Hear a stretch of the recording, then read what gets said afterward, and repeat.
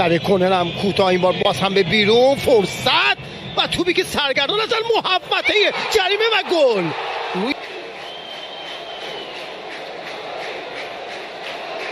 1-0 بشه. تراکتوری ها 1-2 موقعیت برای ضربه زنی و دروازه باز میشه. گل زاده هواداران تراکتور رو غرق در شادی میکنه. میتونه زده بشه، توپ بلوکه میشه و دوباره در یک رفت و برگشت خود سپاهانیا توپ از دست میدن. ضد حمله، موقعیت، فرصت برای حسین زاده. چه ضد حمله ای هست. حسینی باید بیرون بیاد و گل دوم. مهاجم توپ از دست بده و این ضربه فنی به زاویه توپ ارسال میشه به محوطه جریمه، فرصت و توی دروازه 10 نفره شد، اما اینجا از پشت مدافعین حرکت کرد و نیک نفس پا به توپ حرکت میکنه. نیک نفس میتونه ضربه آخر رو بزنه و میزنه. هرچه تلاش کرد دیناروند به توپ نرسید.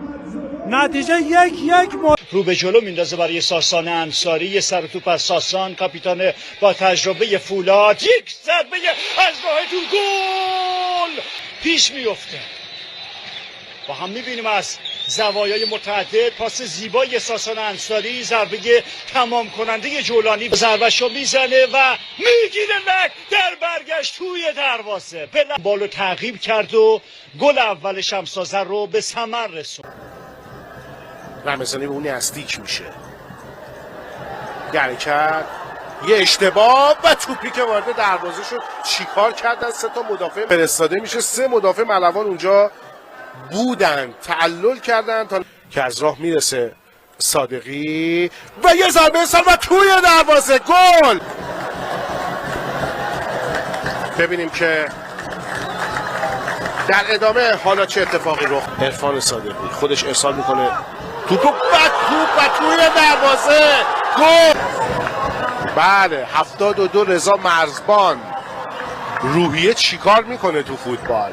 همون یه گل رو زد اومد گل. استقلال خوزستان یه فرار از ایدی فرصت ارسال رو داره برای پرسپولیس، میفرسته کوتاه روی زمین. موقعیت علیپور رو به بیرون، این ضربه درون دروازه توپ محمد جواد کیا برخوردش به تیر افقی دروازه و تبدیل به گل زیبا شد برای پرسپولیس. آنها 1-0 جلو بیفتن.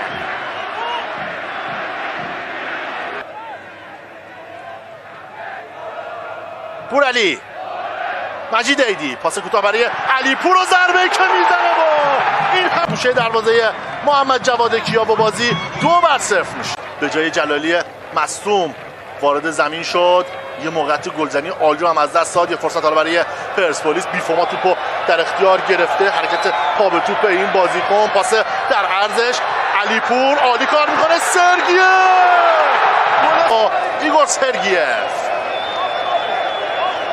شلوغی محوطه جریمه پرسپولیس توپ تیر دروازه برخورد کرد و داشتن به محوطه جریمه تا بالاخره جواب گرفتن و پیام نیازمندم دچار آسیب دیدگی شده. چهره رستمی،